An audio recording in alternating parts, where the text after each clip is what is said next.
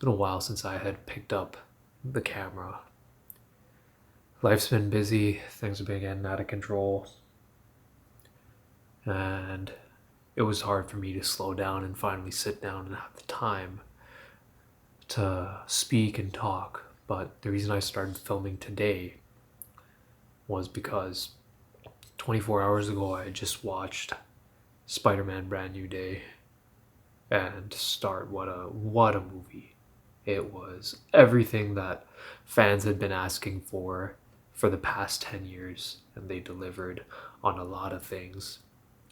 A human story where topics such as isolation, grief, trauma, loneliness is at the forefront of the storytelling, along with the great characters growing up from high school.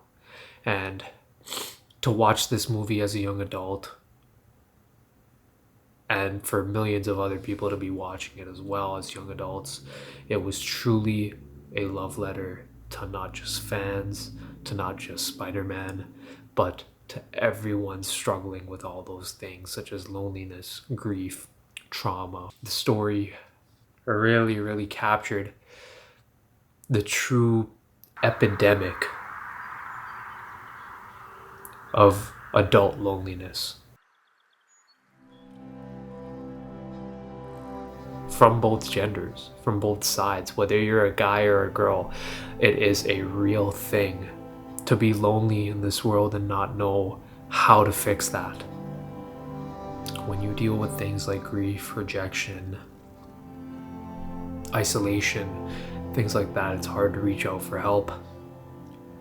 And like I said, whether you're a guy, whether you're a girl, more than ever, I feel like our generation is possibly one of the loneliest, because so many people go through life, their 20s, not having many friends, not having many social gatherings. And it's not that they don't want it, it's actually that they're craving that. However, the way the world is structured these days, it's just hard to make friends, to make real connections, to make true, long-lasting relationships. And paired that with an unhealthy work-life balance, it's resulting in a lot of people just being so sad and unhappy. But it does take a toll on your, not just your mental health, but your physical health as well. And again, something that so many adults go through, craving to be with the one that you love, craving to see your family member, seeing someone you lost one more time again, but you're unable to because of the circumstances. Some people still might not know the grief of losing someone.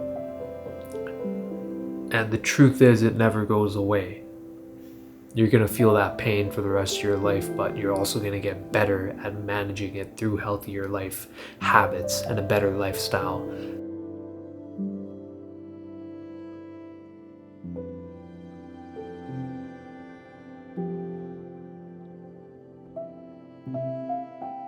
I'm sure the directors, whoever was involved with that, knew how prominent of an issue that is in today's world. The self-isolation resulting in negative thoughts, self-loathing, feeling sorry for yourself, resulting in unhealthy habits, and resulting in actions that may be out of character for you, right? We see that in the movie where Peter starts to become more aggressive, his arachnid hormones begin to increase, and I believe that is, for us, our stress levels. The more stress that is put on us without being addressed, unaddressed grief, unaddressed trauma, unaddressed loneliness, it physically begins to come out of us. It physically begins to change us. Anything that's left unprocessed is going to cause a shift into a unknown realm of your personality, and it could come out very ugly. So many of us, we struggle to balance our life, balance our friends, balance our work. It results us being caved into this own kind of box that we've placed ourselves in. makes us feel like we can't have both things at once. We can't have friends, we can't have a good family, we can't have a job, and we can't have, the fortunes of life all together. And that results in what is a very negative mindset.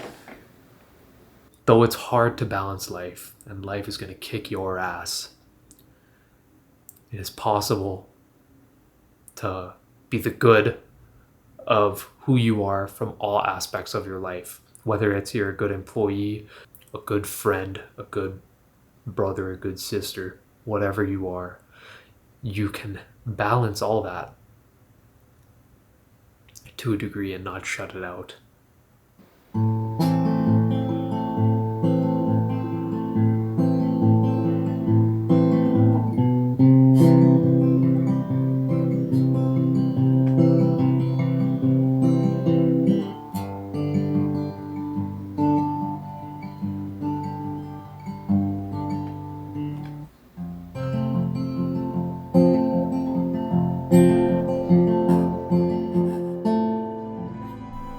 Human connection is so important. Human attachments, relationships, it's what makes us, instead of think cold, sadistically, pessimistically, and instead think with our hearts. Think with love, think with kindness, think with intention. And I think that's the most Peter Parker story of it all, When you lose everything, when everything's against you, all the odds are, crumbling in on you. You lose the woman you love, you lose a family member, you lose a mother figure, a father figure, whatever it is. And you still say, I can have both. I can be Spider-Man, I can be that person, that hero, and I can also be Peter Parker. I can be that human. I can try to be a good friend. I can have connections. I can have relationships. And once you get out of that box, once you get out of that cycle, then you realize that's all adulthood is. Right? Going through the phases of loneliness and overcoming that. That truly was encapsulated in all this movie. And it's almost as if it was Sam Raimi's Spider-Man 2 flipped on its head.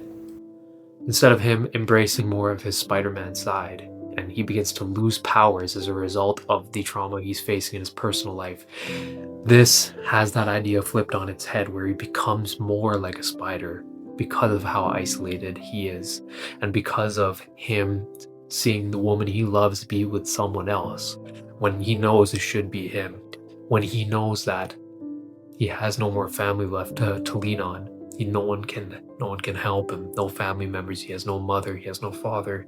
And it's beautifully tragic, as I like to say. And that's why I love that character so much, because it's so real, it's so human, it's so us. It's the fan. We're watching ourselves sometimes, and I think that's so beautiful. To know that all these horrible things can be happening to someone and they still choose to overcome with love, with grace, with power, with responsibility. I think that is as adult as it gets. That's as mainstream as it gets. And that's as badass as it gets.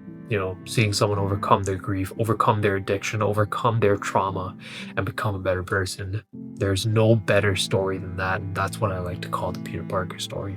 And so many of us are living through that and continue to fight our battles, to fight our demons. Be 1% better every day, to put one foot in front of the other and confront and face life, the challenges, the hardships, with as good as an attitude as we can. There's nothing better than that. Nothing better than that. I'm going to go back and watch this movie again. I'm going to go back and appreciate it. I'm going to go back and love the cinematography. I'm going to go back and feel everything once more, because it was truly our first time watching Spider-Man as an adult, I feel. And it's a brand new generation of kids that are going to have such a great example of what a real Spider-Man is. And I think for us adults, it means more than anything. So we just got to continue to overcome. We got to continue to overcome our battles, and we got to continue to abide by the mantra of great power and great responsibility, because we don't want to become the villain. We don't want to become the bad guy. No matter how bad we might stray from the path, no matter how hard it is sometimes to live an honest life, we got to get back to what the child version of us would have wanted. That little kid staring at you with such hopes and dreams, and allowed for the biggest of thoughts and ideas to finally come into fruition. Nurture that part of yourself and become greater.